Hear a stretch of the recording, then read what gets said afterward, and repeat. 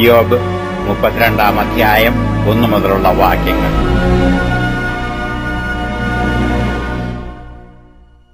അങ്ങനെ ഇയ്യോബ് തനിക്ക് തന്നെ നീതിമാനായി തോന്നിയതുകൊണ്ട് ഈ 3 പുരുഷന്മാർ അവനോട് വാദിക്കുന്നത് മതിയാക്കി.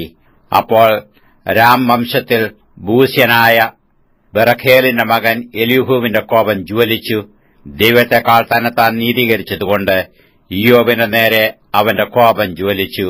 അവന്റെ 3 സ്നേഹിതന്മാർ ഇയ്യോബിന്റെ കുറ്റം തെളിയിപ്പാൻ തക്ക ഉത്തരം കാണായികൊണ്ട് അവരുടെ നേരെയും അവന്റെ കോപം ജ്വലിച്ചു. എന്നാൽ അവർ തന്നേക്കാൾ പ്രായമുള്ളവരാകൊണ്ട് എലീഹു ഇയ്യോബിനോട് സംസാരിപ്പാൻ താമസിച്ചു. ആ 3 പുരുഷന്മാർക്കും ഉത്തരം മുട്ടിപ്പോയി എന്ന് കണ്ടിട്ട് എലീഹുവിന്റെ കോപം ജ്വലിച്ചു. അങ്ങനെ ബൂസ്യനായ ബെറഖേലിന്റെ മകൻ എലീഹു പറഞ്ഞതെന്തെന്നാൽ, ഞാൻ പ്രായം കുറഞ്ഞവനും നിങ്ങൾ വൃദ്ധന്മാരുമാകുന്നു. അതുകൊണ്ട് ഞാൻ ശങ്കിച്ചു അഭിപ്രായം പറവാൻ തുനിഞ്ഞില്ല.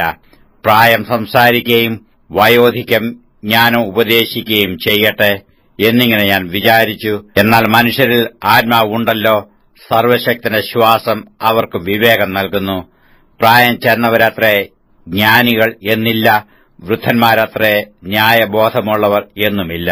അതുകൊണ്ട് ഞാൻ പറയുന്നത്, എന്റെ വാക്ക് കേട്ടുകൊള്ളുവീൻ, ഞാനും എന്റെ അഭിപ്രായം പ്രസ്താവിക്കാം. ഞാൻ നിങ്ങളുടെ വാക്ക് ശ്രദ്ധിച്ചുകൊണ്ടിരുന്നു. നിങ്ങൾ തക്ക മൊഴികൾ ആരാഞ്ഞ് കണ്ടെത്തുമോ എന്ന് നിങ്ങളുടെ ഉപദേശങ്ങൾക്ക് ഞാൻ ചെവി കൊടുത്തു. നിങ്ങൾ പറഞ്ഞതിന് ഞാൻ ശ്രദ്ധ കൊടുത്തു. ഇയ്യോബിന് ബോധം വരുത്തുവാനോ അവന്റെ മൊഴികൾക്കുത്തരം പറവാനോ നിങ്ങളിൽ ആരുമില്ല. ഞങ്ങൾ ജ്ഞാനം കണ്ടുപിടിച്ചിരിക്കുന്നു, മനുഷ്യനല്ല ദൈവമത്രേ അവനെ ജയിക്കും എന്ന് നിങ്ങൾ പറയരുതേ. എന്റെ നേരെയല്ലല്ലോ അവൻ തന്റെ മൊഴികളെ പ്രയോഗിച്ചത്. നിങ്ങളുടെ വചനങ്ങൾ കൊണ്ട് ഞാൻ അവനോട് ഉത്തരം പറയുകയുമില്ല. അവർ പരിഭ്രമിച്ചിരിക്കുന്നു, ഉത്തരം പറയുന്നില്ല. അവർക്ക് വാക്കുമുട്ടിപ്പോയി. അവർ ഉത്തരം പറയാതെ വെറുതെ നിൽക്കുന്നു. അവർ സംസാരിക്കായികയാൽ ഞാൻ കാത്തിരിക്കണമോ? എനിക്ക് പറവാനുള്ളത് ഞാനും പറയും, എന്റെ അഭിപ്രായം ഞാൻ പ്രസ്താവിക്കും. ഞാൻ മൊഴികൾ കൊണ്ട് തിങ്ങിയിരിക്കുന്നു. എന്റെ ഉള്ളിലെ ആത്മാവ് എന്നെ നിർബന്ധിക്കുന്നു.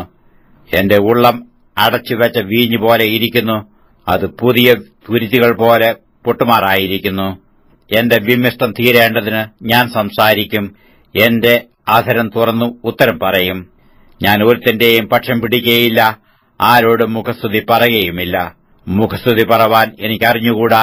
അങ്ങനെ ചെയ്താൽ എന്റെ സൃഷ്ടാവ് ക്ഷണത്തിൽ എന്നെ നീക്കിക്കളയും.